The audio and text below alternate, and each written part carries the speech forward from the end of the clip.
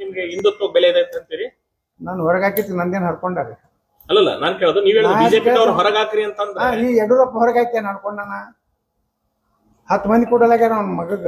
ನನ್ನ ಮಗ ಸಾಯಿದ್ರಾಗ ನಾ ಮುಖ್ಯಮಂತ್ರಿ ಮಾಡ್ಬೇಕಂತ ತನ್ನ ಮಗನ. ಅವ್ರ ಅಪ್ಪ ಇದ್ದಾಗ ಡೂಪ್ಲಿಕೇಟ್ ಸೇವ್ ಮಾಡಿ ಅವ್ರು 1000 ಕೊಟ್ಟು ಹೊಡೆದಾನ.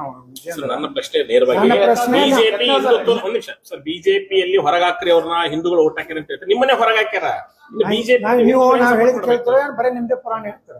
ಅಲ್ಲ ನಿಮ್ ಪುರಾಣ ನಾವು ಕೇಳಕತ್ತೀವಿ ಸರ್ ಬಳತ್ತೀನಿ ಅದು ಕೇಳತ್ತೀನಿ. ನೀವು ನಿಮ್ ಪುರಾಣ ನಮ್ಮ ಪುರಾಣ ಕೇಳಿದ್ರಿ. ಈಗ ನಿಮ್ಮನ್ನ ಹೊರಗಾಕ್ಯಾರ ಹಿಂದುತ್ವ ಹೊರಗಾಕ್ಯಾರ.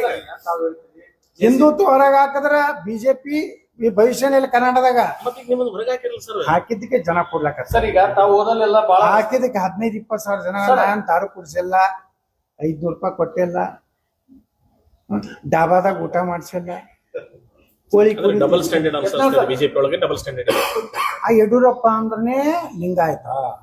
ಯಡಿಯೂರಪ್ಪ ಬಿಟ್ರೆ ಏನೂ ಆಗುದಿಲ್ಲ. ಏನಾಗಿತ್ತಂದ್ರ ಕೆಲವೊಂದು ಮಂದಿ ವ್ಯವಸ್ಥಿತವಾಗಿ ಇಲ್ಲೇನು ನೀವು ಮೀಡಿಯಾದವ್ರು ಇದಿರಲ್ಲ, ನಿಮ್ಮ ಸುದ್ದಿಗಳು ನನ್ನ ಸುದ್ದಿಗಳು ದಿಲ್ಲಿಗೆ ಹೋಗ್ಲಾರ್ದಂಗೆ ವ್ಯವಸ್ಥಿತವಾಗಿ ನೀವು ಕನ್ನಡ ಚಾನಲ್ದವ್ರು ಇದ್ದೀರಿ. ನೀವು ಕರೆಕ್ಟಾಗಿ ಕನ್ನಡದಾಗ ಏನಾಗೈತೆ ಅನ್ನೋದು ಹೇಳಿರ್ತೀರಿ. ನಿಮ್ಮ ಟ್ರಾನ್ಸ್ಲೇಷನ್ ಮಾಡ್ಕೊಳ್ರಿ ಅನ್ನೋದಲ್ಲ ಯಡಿಯೂರಪ್ಪನಿಗೆ ಹ್ಯಾಂಗ ನಷ್ಟ. ಈಗ ವಿಜಯೇಂದ್ರ ರಾಜ್ಯಾಧ್ಯಕ್ಷ ಟ್ಯಾಕ್ಸ್ ಎಲ್ಲಿರ್ತತ್ರಿ? ಬಂದ್ರಲ್ಲ ಸರ್, ಪಟ್ಟಿ ಮೇಲೆ ಪಟ್ಟಿ, ಪಟ್ಟಿ ಮೇಲೆ ಪಟ್ಟಿ, ದೂರಿನ ಮೇಲೆ ದೂರು, ಅದು